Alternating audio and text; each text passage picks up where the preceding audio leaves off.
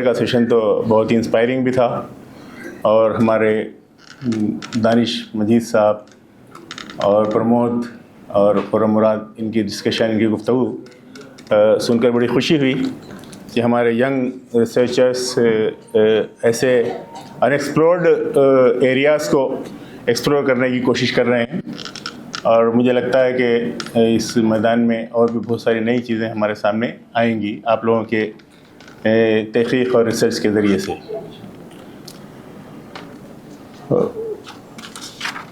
V S Naipaul نے ایک کتاب لکھی ہے، پڑھی ہے آپ لوگوں نے، دی وونڈڈ سویلائزیشن۔ تو اس میں وہ لکھتا ہے کہ Vijayanagaram was the last bastion of Hinduism, اور 1565 میں 1565 میں جو تالی کوٹ کی جنگ کے بعد ہندوستان کے ہندوؤں کو جو ان کی سائیکالوجی کو جو زخم ملا ہے اسے آج تک وہ بھول نہیں سکے ہیں، اور آج بھی اس شکست خوردہ نفسیات کے ساتھ وہ اس ملک میں زندگی گزار رہے ہیں۔ بہرحال میں صرف اس کا ریفرنس اس لیے دے رہا ہوں کہ شکست خوردگی اور درد کا احساس ہمیشہ انسان کو پریشان کرتا ہے، تو اس سے جتنی جلد ہم نکل کے باہر آ سکتے ہیں تو ان کی ترقی، ان کے آگے بڑھنے کے چانسز زیادہ ہوتے ہیں۔ میرا یہ قطعی مطلب نہیں ہے اس سے کہ ہم 1948 کے پولو سیکشن کے اسٹوریز کو کھوجے نہیں، اس کو سامنے نہیں لائیں، لیکن بہرحال ہمارا پرسپیکٹو یہ ہونا چاہیے کہ چیزوں کو ہم کیسے صحیح کر سکتے ہیں۔ محض تلخ یادوں کو یا بٹر ٹروتس کو یادوں کو اپنے ذہن میں تازہ کر کے مایوس ہونے کے، بلکہ اس سے یہ سبق ہم کیسے لے سکتے ہیں کہ حالات کو کیسے بہتر بنایا جا سکتا ہے۔ ولیم ڈالرمپل نے کہا ہے کہ Deccan was the most neglected part of India, بہت ہی انیکسپلورڈ ایریا ہے، اس سے بہت ہی کم اہمیت کے ریجنز پر بڑی بڑی کتابیں آپ کو مل جائیں گی، لیکن حیدرآباد اور اس کا پورا دکن کا جو ایریا ہے اس کو بہت کم ایکسپلور کیا گیا ہے ابھی تک بھی۔ پچھلے دنوں مانو میں ایک مرتبہ وہ آئے تھے، سینٹر فار دکن اسٹڈیز کے اناگرل سیشن میں انہوں نے لیکچر دیا تھا سنکریٹک سویلائزیشن آف دکن کے ٹاپک پر۔ اتفاق سے ان کی اس انگلش جو لیکچر تھا اس کو اردو میں ٹرانسلیٹ کرنے کا مجھے موقع ملا، تو اس میں انہوں نے بہت کلیئرلی کہا کہ دکن کا جو پورا ریجن ہے وہ ہندو مسلم اتحاد اور آپسی بھائی چارے کی ہم آہنگی کے اعتبار سے پورے ہندوستان میں بہت ہی ایگزمپلری ہے۔ اس کے بہت سارے چیزیں ہم اپنے بچپن میں دیکھتے رہے ہیں۔ ہم جب چھوٹے سے تھے تو ہمارے آزو بازو بالکل ہم ایک نان مسلم محلے میں رہتے تھے، تو کبھی کوئی ہندو مرغی اس وقت تک نہیں کھاتا تھا جب تک ہمارے والد صاحب اس کو حلال نہیں کر دیتے تھے۔ تو جس بہت دنوں تک یہ چلتے رہا، لیکن تھنگس ہیو بین چینج، آہستہ آہستہ چیزیں بدلنے لگی، لیکن ابھی بھی بہت کچھ خراب نہیں ہوا۔ وہ لکھتے ہیں کہ ابھی بھی بہت کچھ بگڑا نہیں ہے، حیدرآباد دکن ابھی بھی بہت حد تک محفوظ ہے، جس کو ہندو ریوائولسٹ یا ہندو احیاء پرست لوگ اس کو ہمیشہ خراب کرنے کی کوشش کرتے ہیں، اور اس خراب کرنے کی کوشش میں 17 ستمبر ان کا ایک ٹول ہے۔ ان کو یہاں پر ختم جمانے کے لیے جو ٹولز جو یوز کرتے ہیں اس میں 17 ستمبر بھی ایک ان کا اہم ٹول ہے، جس کو بار بار یاد دلا کے وہ چیزوں کو خراب کرنا چاہتے ہیں۔ 1948 کا آپریشن پولو، اس کے بعد کے ہونے والے واقعات ایک بڑا حادثہ ہے، اس میں کوئی شک نہیں کہ وہ ایک بہت ہی خطرناک حادثہ تھا۔ تلنگانہ کے لوگ اس سے بہت کم گزرے ہیں، لیکن کرناٹک اور پھر مہاراشٹر کے وہ جو بارڈر ڈسٹرکٹس تھے وہ لوگ بہت زیادہ اس کے افیکٹڈ ہوئے، لیکن تلنگانہ کے لوگوں کو اس کا بہت اندازہ نہیں ہے۔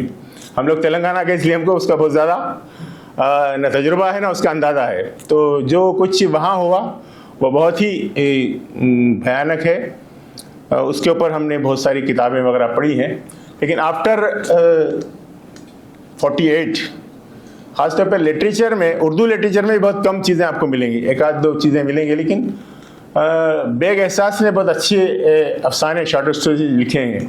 آپ اگر پڑھیں گے تو بالکل ایک نیا اینگل آپ کو ملے گا. کھائی ایک افسانہ ہے بیگ احساس کا, اور خود دخمہ بھی اگر آپ پڑھیں گے تو اس میں کلچر کیسے چینج ہوا حیدرآباد کا, how the culture was change, اس پر انہوں نے بہت ہی زبردست ڈپکشن کیا ہے اس کے اندر. تو آپ لوگوں کو اگر موقع ملا تو کھائی اور دخمہ یہ 2 افسانے ضرور پڑھیے شارٹ اسٹوریز ہے بیگ احساس کے. میرا ایسا خیال ہے کہ حیدرآباد خاص طور پہ تلنگانہ کا جو علاقہ ہے وہاں مسلمان عام انسان لوگوں کے مقابلے میں سماجی طور پر بہت اچھے تھے, اپر ہینڈ تھا تلنگانہ کے ایریا میں. مہاراشٹر وغیرہ میں تھوڑی الگ سچویشن ہے, لیکن جو تلنگانہ کے ریجن ہے اس میں یہاں کا مسلمان یہاں کی عام آبادی کے مقابلے میں اپر ہینڈ تھا سماجی اعتبار سے خاص طور پر. البتہ وہ ویلماس اور ریڈیز کا ایک چھوٹا جو گروپ ہے بہت کم تعداد ہے. ان کے علاوہ جتنی یہاں کی عام آبادی تھی ہندوز اور دیگر, ان کے مقابلے میں مسلمان سوشلی بہت اپر ہینڈ تھا.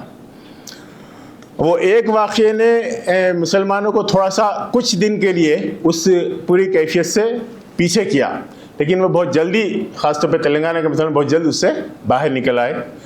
البتہ اکنامیکل جو بیک کلاش ہوا ان کو, مطلب معاشی جو پسماندگی ان کو اس دوران ہوئی, اس سے بھی ایک 10-20 سال کے بعد وہ لوگ نکلنے کی کوشش کر کے آ گئے. اس کی ایک وجہ مجھے یہ سمجھ میں آتی ہے کہ دکن میں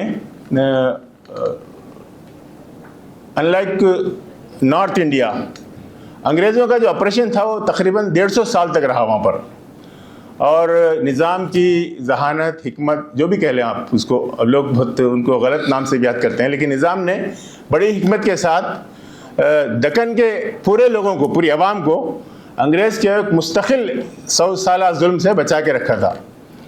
اور یہی وجہ تھی کہ جیسے ہی 48 کا ایکشن بھی ہوا, پھر اس کے تھوڑے دن کے بعد بھی پھر مسلمان پھر ایسا جھٹک کے کھڑے ہو گئے. تو یہ اس اگر 100-150 سال کا آپریشن اگر ہوتا, ظلم اگر ہوتا رہتا تو وہ نہیں ہو سکتے تھے. آج بھی اس کا اثرات آپ کو نارتھ انڈیا کے مسلمانوں پر, بنگال بہار وغیرہ سب آپ دیکھ سکتے ہیں. بنگال ہے, بہار ہے, خود یو پی ہے, سب جگہ ایک بہت عجیب کیفیت ہے. میں جا کے دیکھتا ہوں تو ایسا لگتا ہے کہ بہت کس پسماندگی میں, پستی میں اب زندگی گزار رہے ہیں. اس کے بالمقابل دکن کے مسلمان بہت اچھے ہیں. تو اس پر ہم کو سمجھنا چاہیے کہ ایک بہت اچھے سچویشن میں ہم ہیں. اور مسلمانوں کی سوشل اسٹیٹس کی یہ کیفیت تھی کہ جب حیدرآباد کو آندھرا کے لوگ, وشال آندھرا کا جب موومنٹ چل رہا تھا, تو آندھرا کے لوگوں کی خواہش تھی کہ یہاں ایک بڑا سٹی حیدرآباد ہے وہ ہم کو مل جائے, کیونکہ ان کو کوئی بڑا سٹی مدراس سے محروم ہونے کے بعد مل رہا نہیں تھا ان کو. کرنول بہت ہی بیکورڈ سٹی تھا جو ان کو کیپٹل کے طور پہ ملا تھا, اور مدراس چھوٹ گیا تھا. تو وہ لوگ چاہ رہے تھے کہ ایک بڑا سٹی, ڈیولپڈ سٹی ان کو مل جائے, وہ حیدرآباد کی شکل میں.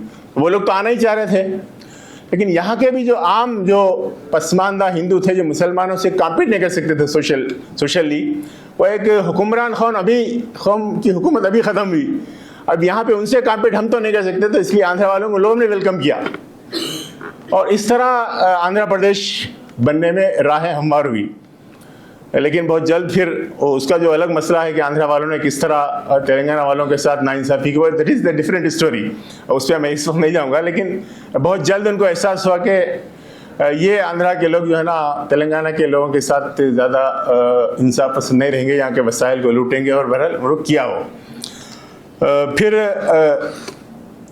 یہاں پر جو ہندو مسلم منافرت کا ایک اینگل یہ بھی ہے کہ آندھرا کے لوگ خاص طور پہ حیدرآباد کے ریجن میں وہ چاہتے تھے کہ یہاں کے وسائل پر ان کا قبضہ رہے, یہاں وہ حکومت کرتے رہیں, تو یہاں کے جو عوام ہے ان کے درمیان لڑائی ہوتے رہنا چاہیے. تو جو فسادات وغیرہ ہوئے یہاں پہ حیدرآباد میں اسپیشلی, وہ انہی کی کوششوں کا نتیجہ تھی. وہ اپنے حکومت کو باقی رکھنے کے لیے یہاں پر فسادات وغیرہ کا وہ پورا پلان کرتے رہے, وہ حکومتی وہ تھے.